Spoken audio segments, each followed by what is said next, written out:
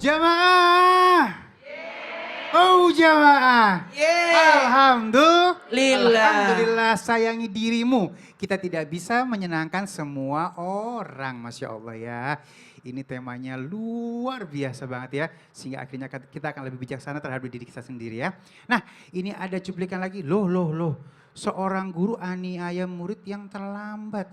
Harus dianiaya gak sih? Kita lihat yuk. Memperlihatkan aksi guru agama SMK Negeri 12 Malang memiting dan mencekik muridnya. Dalam video, tampak guru berbaju putih memarahi seorang murid dengan posisi terpiting di pangkuannya. Salah satu tangan guru itu menahan agar murid tidak bisa bergerak. Kemudian guru menekan sikunya di bagian leher murid tersebut. Aduh, jangan gitu dong Pak, kasihan. Iya kasihan ya. Orang disekolahin, Iya. dikasih bayaran, biar pinter malah dipiting. Nanti trauma anaknya. Iya bener ya, ibu pernah dipiting nggak? Enggak ya? Iya trauma bener banget ya. Nanti akhirnya anaknya nggak mau berangkat ke sekolah lagi. Iya, takut. Nah guru, ini sebenarnya gimana sih kita ngajarin Dan akhlak yang bener guru lu? harus memberikan keteladanan. Iya. Tidak boleh anak dipukul. Tidak boleh anak dimarahin. Ya. Barang siapa yang memarahi anak, itu rusak. Iya. Kan? Ibu dengan ibu siapa bu? Ibu Naila. Ibu Naila. Ibu Naila kalau ada guru seperti itu diapain? Diperingati lah jangan. Bagus, seperti tepuk itu tangan lagi. dulu. Ya, Diperingati. halus beliau ini halus banget. Tapi memang cara guru itu mendidik anak beda-beda. Ya. Tapi masa sekarang tidak boleh lagi yang seperti Itu ya, semakin dikerasin jadi keras nggak jadi ya, baik cuma ya. memang kadangkala ada yang harus digembleng dengan kedisiplinan. Tapi hukumannya kalau saya sekarang suruh 3. Membaca di perpustakaan, Cakep. menulis di kantor kepala sekolah, Yes, bagus. atau menulis indah di dalam ruang guru. Jadi hukumannya ada pembelajaran. Pembelajaran, ya, Bu ya. Baik. Terima kasih banyak Ibu. Namanya siapa tadi maaf? Naila. Naila. Terima kasih Umi, tepuk tangan dulu. Ya. Iya. Baik, luar biasa ya. Kaget juga ngeliat seperti itu ya. Sekarang semuanya bisa diekspos melalui media sosial. Tapi tetap semoga semuanya menjadi pembelajaran buat kita ya. Ustadz Syam, kita minta ilmunya Ustadz Syam. Iya. Ini dia yang namanya emosi. Kadang-kadang itu jadi merusak semuanya.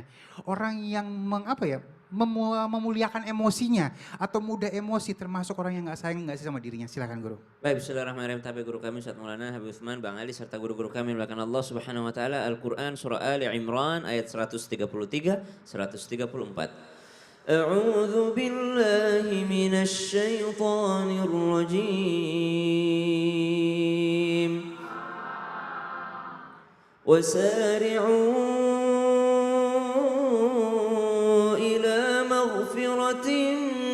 من ربكم وجنة عرضها السماوات والأرض أعدت للمتقين الذين ينفقون في السراء والضراء والكاظمين الغيظ والعافين عن الناس والله يحب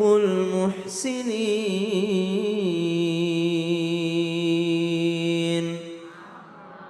Ayat ini memberikan kita motivasi untuk mampu berbuat baik dalam keadaan lapang ataupun sempit, untuk mampu untuk menahan amarah, tidak meluap-luapkan amarah, mampu untuk memaafkan manusia, dan itu semua dikategorikan sebagai kebaikan di dalam agama kita. Intinya berakhlak mulia di hadapan orang lain, berakhlak mulia di mata Allah Subhanahu wa taala.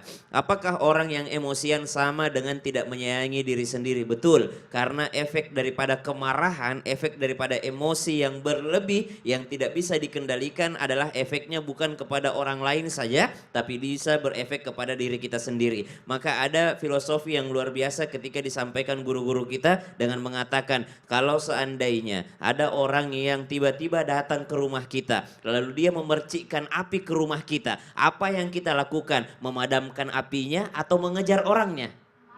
memadamkan apinya. Terkadang di antara kita justru kita sibuk mengejar orangnya sehingga habis rumah kita terbakar, tidak sempat kita tahan apinya. Kenapa? Karena kita sibuk untuk melakukan efek balik kepada orang yang membakar rumah tersebut. Maka dari sini kita ambil pelajaran, ketika ada orang yang membuat kita marah, ketika ada orang yang membuat kita emosi, yang perlu kita lakukan, kita padamkan dulu apinya. Baru kita menyelesaikan masalah tersebut dengan orangnya. Kalau kita tidak memadamkan apinya, maka efeknya akan merugikan diri sendiri sama dengan tidak menyayangi diri kita sendiri. Inilah yang biasa dipraktekkan oleh yang mulia kita Sayyiduna Muhammadin sallallahu alaihi wasallam. Bagaimana Rasulullah ketika ditarik lehernya dengan tali pengikat binatang ternak dari belakang.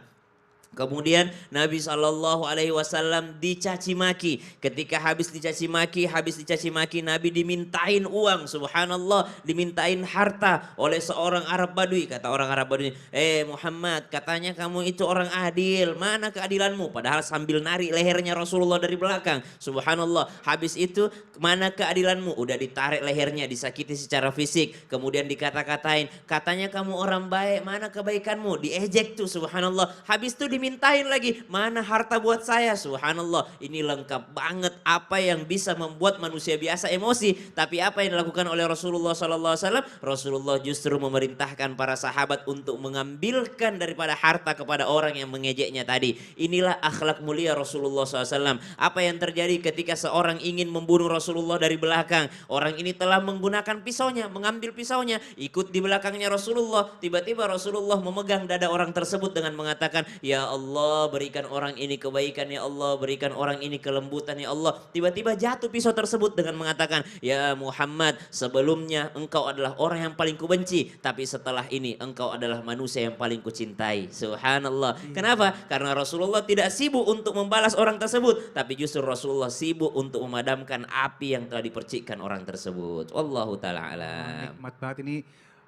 Khususnya buat aku nih orang yang emosian ya. Kita harus latihan. Iya. Siapa aja sih sebenarnya. Jadi Esna jadi lebih bijaksana guru ya. Amin. Terima kasih guru ilmunya. Sama-sama Bang Aduh, Ali. kayak tanah yang kering habis disiramin air jadi berkah buat kita semuanya. Amin ya robbal alamin. Baik, kita masuk ke dalam segmen Ustadz bertanya. Kami menjawab. Kami menjawab. Lagi Guru, Ustaz bertanya. kami menjawab. Iya ini dia, ini dia. Saya sudah tanda ini orangnya Yang nih. mana orangnya Ya. guru? Silakan berdiri. Iya. Perkenalkan namanya. Silakan, di situ aja Ibu, udah usah turun-turun. Assalamualaikum warahmatullahi wabarakatuh. Waalaikumsalam warahmatullahi wabarakatuh. Perkenalkan, nama saya Ibu Rokila dari desa Blubuk, Majelis Taklim Rodatul Jannah dari Desa Blubuk, Kecamatan Losari, Kabupaten Brebes, Jawa Tengah. Tepuk tangan dulu. Oke. Indonesia. Ibu, Bu, pernah nggak lihat ada orang pintar nasihatin orang, memotivasi orang, dirinya sendiri enggak begitu? Pernah, Oh, pernah saya. pernah lihat ada orang seperti itu. Oh, pintar ngomentarin orang. Ya, Hmm. ya pernah. Menurut Ibu gimana? Ya menurut saya kalau mengomentarin orang dirinya harus baik dong, harus bisa menasehatin orang. Ya. Tapi ada juga Ya. ada orang mengomentarin saya, tapi sendirinya Iya, ngaca dulu dong. nggak baik lah, Ya. nggak bisa mengomentarin orang. Assalamualaikum warahmatullahi wabarakatuh. Waalaikumsalam. Wah, Assalamualaikum. Assalamualaikum warahmatullahi wabarakatuh. Tepuk tangan dulu. Iya, biar Ali pegang Cincinnya lagi. Ibu bagus ya. Iya, mengkilap semuanya. Ya. Izin Habib dan Sasam. Ya. Kepada semuanya orang, jangan menjadi seperti lilin.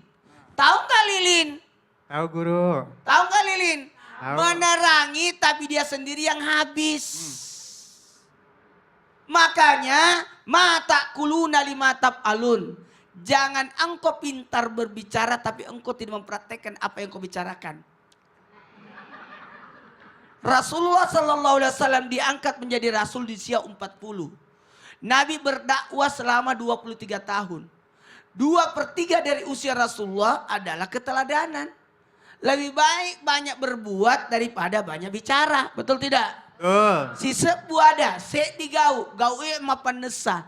Itu pepatah Bugis. 1000 kata-kata, satu perbuatan itulah yang menentukan. Makanya dari sini kita bisa belajar, tolong ku ampusakum wahlikun nara. Diri dulu diperbaiki baru orang lain. Maka dari sini kita bisa belajar, kalau mau berbuat baik dirimu dulu kau perbaiki. Habis itu keluarga. Setelah itu barulah orang-orang terdekat kita, seterusnya dan seterusnya. Jangan cuma pintar untuk memperbaiki orang tapi diri sendiri rusak. Karena nanti kelak dari kemudian yang ditanya di kuburan bukan tentang kuburan di sebelah. Tapi yang ditanya adalah diri kita. Betul tidak? Tidak mungkin ditanya gimana kabarnya, apa yang dilakukan. Diri kita. Makanya hati-hati ketika kita mau menasihati orang, perbaiki dulu. Dia ngomentari, ada kotoran di mata, padahal dia ada 2. Gimana? Ada namanya pepatah, semut di pinggir. Di depan mata. Pelupuk mata. Iya Allah marah-marah ibu. Semut di pelupuk mata. Semut di seberang lautan kelihatan. Gajah di pelupuk mata tidak kelihatan. Iya. Artinya sebelum kita pintar mengomentari orang, perbaiki diri kita. Karena diri kita lah yang akan dipertanyakan. Laksanakan tanggung jawab, kewajiban, amanah. Ini yang paling penting sehingga kita bisa memperbaiki orang lain. Makanya guru saya itu selalu memasangkan, jangan kau pintar ceramah sementara kau sendiri tidak melakukan. Saya pernah dipanggil menghadap. Sini, kan saya ngajar di TPA dulu di masjid. Terus ada materi tentang salat tahajud. Saya dipanggil, kau sudah salat tahajud. Jangan ajarkan sesuatu yang kau tidak lakukan. Ajarkanlah sesuatu yang kau bisa amalkan. Sehingga tidak jadi beban. Sehingga hati-hati. Orang yang berceramah, selama dia berceramah, seberapa lamanya, segitu nanti yang akan dipertanyakan. Jadi hati-hati. Tanggung jawabnya berat banget ya guru ya. Tanggung jawabnya berat. Karena kalau kita mengada-ada kata Rasul padahal tidak, siapkanlah singgasanamu, kursimu di neraka. Ya Allah, nauzubillah min zalik. Ya, tetap kitanya harus menjelaskan tafsir, enggak boleh macam-macam Iya, karena ada asbabul urutnya, asbabul nuzul kalau Quran, Iya. urut kalau hadis. Baik, tepuk tangan dulu yuk. Masya Allah. Mari semangat semuanya ya. Baik, kita masuk ke dalam segmen Tanya Dong Ustadz. Kami semua tanya dong Ustadz. Baik, siapa yang mau nanya?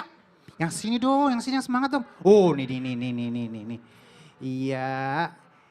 Ya, silakan. Udah jangan turun ibu di situ aja. Iya. Assalamualaikum warahmatullahi wabarakatuh. Waalaikumsalam warahmatullahi wabarakatuh. Silakan. Tanya dong Ustadz. Iya. Nama saya Ibu Kolia dari Blubuk, dari Majelis Taklim Rodatul Jannah, Losari Brebes. Brebes. Tepuk tangan dulu yuk. Oke, mau nanya sama siapa dulu? Izin mau bertanya ke Habib Usman. Habib Boleh, Usman Ibu, ya silakan, Habibi, Ibu. Masya Allah. Pertanyaannya. Biasanya seorang ibu mendahulukan anaknya terlebih dahulu makan duluan padahal dirinya belum makan. Ah, cakep tuh. Kasih uang sekolah padahal dirinya terhutang demi anak. Nah, apakah itu tanda dia nggak sayang sama diri sendiri? Aduh, Masya Allah. Bagus banget pertanyaannya, tepuk tangan dulu. Iya, boleh salam dulu Ibu. Wassalamualaikum warahmatullahi wabarakatuh. Iya, keren. Bib ini bener-bener yang namanya orang tua berani berkorban buat anak-anaknya. Ibu Tapi, ini bertanya, ibu ini kenapa? dingin. Besok bawa selimut ya Bu ya. Itu bukan bertanya, Sa. Itu bukan bertanya, ngeluh. Ngeluh ya. Kadang-kadang orang tua mampu berkorban buat anaknya mampu nggak nih berkorban buat orang tuanya? Silakan Itu dulu. yang jadi masalah. Afwan, Bang Ali, Ustaz Maulana, Ustaz Syam. Bismillahirrahmanirrahim. Allahumma salli ala Sayyidina Muhammad wa ala ali Sayyidina Muhammad. Ingat, kita harus memahami yang namanya cinta. Cinta itu berkorban untuk yang dia cintai. Cinta itu adalah bentuk rasa syukur kepada Allah Ta'ala dengan dikasih sebuah perasaan sehingga menimbulkan sebuah kasih dan sayang. Tidak kenal maka tidak sayang maka tidak cinta. Seorang orang tua, suami istri memiliki anak, anaknya belum makan, dikasih sama tetangga nasi nasinya pasti dikasih anaknya duluan. Anaknya ada 3, nasinya dibelah 3. Biar anaknya makan duluan. Dikasih telur 1 butir, dibelah 3 buat anaknya 3-3-nya. Ini adalah bentuk cinta orang tua terhadap anaknya. Cinta terhadap anaknya boleh gak? Boleh. Tapi cinta mana seorang manusia itu kepada anaknya atau kepada Rasulullah? Harus cinta kepada Rasulullah. La yu'minu ahadukum hatta akuna ahabba ilaihi min walidihi waladihi wa malin wa nasi ajmain. Tidak dikatakan dia beriman kepada Allah. Tidak dikatakan dia beriman kalau dia tidak mencintai Nabi Muhammad SAW melebihi cintanya terhadap anaknya tadi. Ini jadi pelajaran nih. Kita wajib cinta kepada Rasulullah melebihi cinta kita kepada anak kita. Oleh karena itu, hikmah yang besar yang kita dapatkan, apakah dikatakan tanda dia nggak sayang sama dirinya sendiri? Ini bentuk sayang terhadap dirinya. Kenapa? Cinta. Kalau orang tuanya yang makan, zalim berarti. Kenapa? Wa 'alal mauludi lahu rizquhunna wa kiswatuhunna bil ma'ruf. Wajib bagi orang tua untuk apa? Untuk memberikan rizki terhadap anaknya, mencari nafkah. Oleh karena itu, jangan sampai kita mengalami hal tersebut. Ya Rabb, mudah-mudahan penonton di rumah, di studio mendapatkan rizki yang banyak, yang berkah, yang halal, yang nikmat dari Allah Ta'ala. Oleh karena itu apa? Jemput rizki kita, ikhtiar, berusaha, cari rizki. Sholat qobliyah subuh, sholat subuh, baca Quran, atau baca wirdul latif dan lain sebagainya. Berangkat langsung, cari pekerjaan. Dari pagi sampai sore gak jadi masalah. Tapi jangan lupa sholat, jangan lupa ibadah dan lain sebagainya. Insya Allah tiap hari cari. Nanti Allah tunjukin jalan dan langkahnya. Ketika manusia tersebut ikhtiar. Oleh karena itu, ikhtiarlah, berjuanglah, berusahalah. Jemputlah rizki tersebut, carilah rizki tersebut di muka bumi ini dengan mencari keridhoannya Allah. Ikhtiar, berdoa, ikhtiar, insya Allah Allah kasih rizkinya. Karena apa? Karena binatang melata sekalipun yang gak bergerak dikasih rizki sama Allah. Apalagi kita manusia yang bisa bergerak, yang bisa jalan, yang bisa ke sana, silaturahmi dan lain sebagainya. Allah Subhanahu wa taala akan memberikan rizki kepada kita ketika kita yakin Allah akan memberikan kita rizki. Jadi kita gak akan mengalami yang namanya bayar sekolah susah. Gak akan mengalami insya Allah bayar cicilan ini itu. Ketika dia berusaha berjuang dengan kemampuannya, dengan kebisaannya, dengan keahliannya. Oleh karena itu, ya Rabb, jadikanlah kami hamba Allah yang kami bisa bertanggung jawab terhadap istri dan anak-anak kami bisa biayain, kami bisa memberikan pakaian, Amin. memberikan tempat tinggal yang layak, Allah. membelikan sesuatu Amin. dan lain sebagainya untuk semuanya beribadah kepada Allah dan mencari keridhoannya Allah Subhanahu wa taala. Cari yang halal, yang berkah, jangan yang haram. Karena yang haram tersebut menagih kepada kemaksiatan. Tapi yang halal nikmat tubuhnya, nikmat dirinya dan jauh daripada bala wabah musibah. Selamat dunia akhirat ya Habib ya. Baik, terima kasih ya Habibie ilmunya. Tepuk tangan dulu yuk. Pertanyaannya bagus banget. Yang sering berkorban buat anaknya ya Bu ya. Sering dikorbanin sama anaknya atau berkorban buat anaknya? Baik, siapa lagi yang mau nanya? Mantap. Ya Allah, cantik banget Ibu hari ini ya.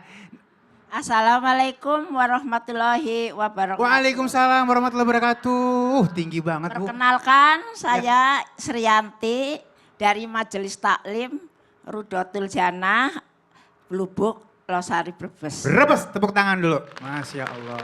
Silakan mau nanya sama siapa Umi? Assalamualaikum, tanya dong Ustadz. Iya. Izin mau bertanya ke Ustadz Sam. Waalaikumsalam warahmatullahi wabarakatuh. Siap Ibu, monggo. Ya, terkadang orang selalu membandingkan kesuksesan orang lain. Sama saja dia tidak sayang sama diri sendiri. Jadi orang ngebanding-bandingin nih Ya, ya. atau kesuksesan sendiri gimana ini? Oh dia juga Ustadz, suksesnya, aku assalamu- belum nih dibanding-banding. Akhirnya nggak syukur gitu ya. Iya, tidak ikhlas, tidak Ikhlas, bersyukur. iya. Oh itu pertanyaannya. Oke, paham Bu. Ya. Ya, salam boleh Bu. Wassalamualaikum warahmatullahi wabarakatuh. Waalaikumsalam warahmatullahi wabarakatuh. warahmatullahi Guru silakan. Baik, bismillahirrahmanirrahim. Al-Quran surah An-Nisa ayat 32. A'udzu billahi minasy syaithanir rajim. Allah. ولا تتمنوا ما فضل الله به بعضكم على بعض للرجال نصيب مما اكتسبوا وللنساء نصيب مما اكتسبن واسألوا الله من فضله إن الله كان بكل شيء عليما.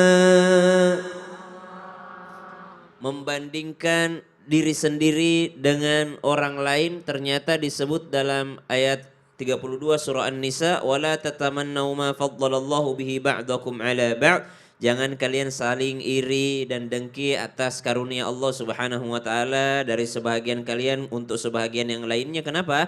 Lirijali nasibu mimma iktasabu walin nisa'i nasibu mimma iktasabun. Masing-masing sudah ada bagiannya dari Allah. Was'alullaha min fadli, fokuslah untuk meminta karunia dari Allah Subhanahu wa taala. Innallaha kana bikulli syai'in alima. Allah itu Maha mengetahui. Maka dari sini kita mengambil pelajaran, orang yang sibuk melihat nikmatnya orang itu kadangkala lupa untuk meminta nikmatnya diri sendiri. Subhanallah. Dia sibuk lihat suksesnya orang. Dia mengatakan, ya Allah dia sukses, ya Allah dia banyaknya gajinya, ya Allah dia ini, ya Allah dia seperti ini.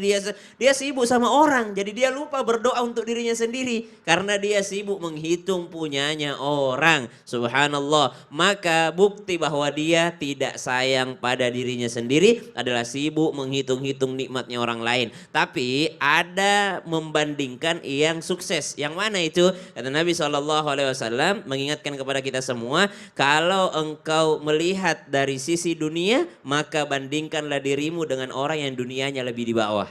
Kalau urusan akhirat, maka bandingkan dirimu dengan orang yang lebih di atas akhiratnya. Contoh misalnya, kita mau ngeluh, maka sering-seringlah datang ke rumah sakit. Lihat orang yang harus bayar 300 juta untuk jantungnya. Lihat orang yang harus bayar ini untuk bisa bernafas. Lihat, maka kita akan bersyukur. Kenapa? Kita bandingkan kesehatan kita dengan orang lain, subhanallah. Maka ini nikmat yang besar dari Allah Subhanahu wa taala. Jangan kalau urusan dunia lihat ke atas terus, maka kita tidak akan pernah merasa sayang pada diri sendiri. Tapi urusan akhirat lihat yang di atas. Jadi motivasi. Iya, bandingkan, ya Allah gimana nggak sukses orang itu. Tiap sholat dia berjamaah, tiap ini dia sholawatnya banyak, ini sunnahnya banyak, puasanya banyak. Mantap. Terima kasih guru Iya. ilmunya.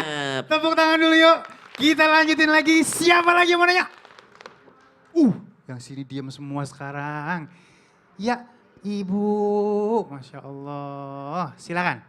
Assalamualaikum warahmatullahi wabarakatuh. Waalaikumsalam warahmatullahi wabarakatuh.